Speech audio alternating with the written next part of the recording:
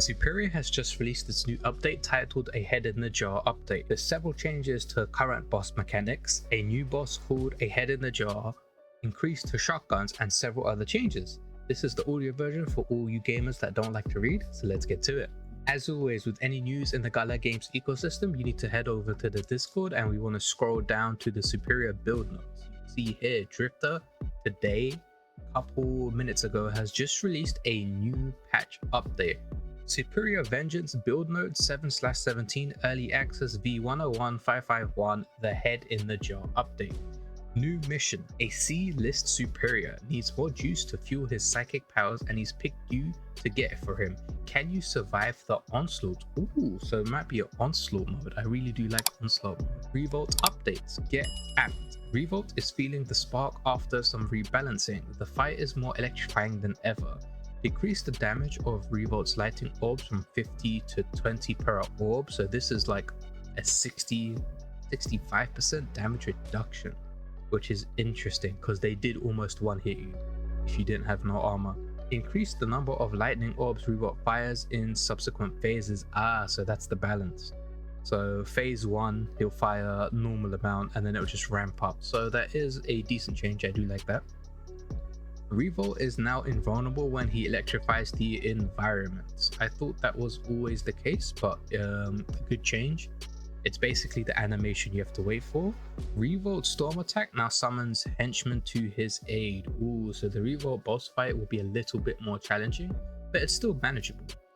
Next, Investigate Anomalies update. Number of active polyps on each puzzle reduced to the number of players. Oh, so if you're solo, it'll be less difficult now.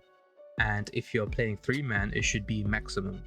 Polyps now play a tell before they fire, so there's like a little circle and it goes in and it tells you if it's firing. It'll just be like a pulse like that.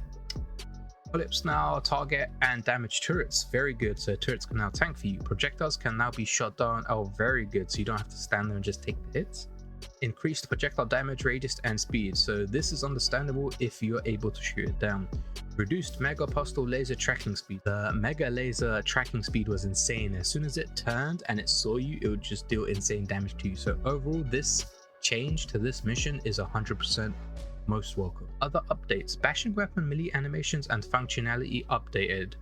So this was basically them saying that if you kept spamming the bashing melee weapons, you would move at a faster pace than they wanted you to, so they just tuned it a bit. Taught the bartender some manners. I don't like this change. Bartender should be brutal. You don't want to teach him some manners. Get back the old bartender where he was like brutally destroy you if you didn't rank in challenge runs. Added force fields to Hero Dome to protect brute force's fans. So if this is the side of the arena where the mobs spawn after phase 1, there's a force field there, so you can't shoot up there. You have to wait for them to drop down and you can't jump up there.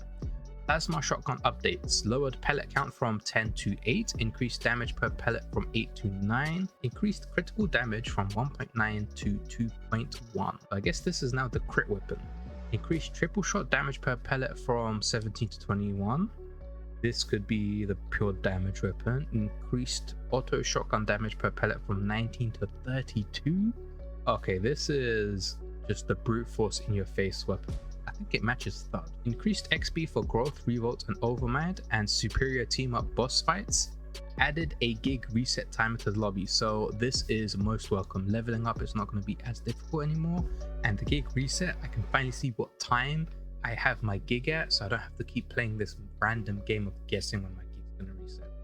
Bug fixes: fixed gigs related to killing bosses not awarding the expected XP.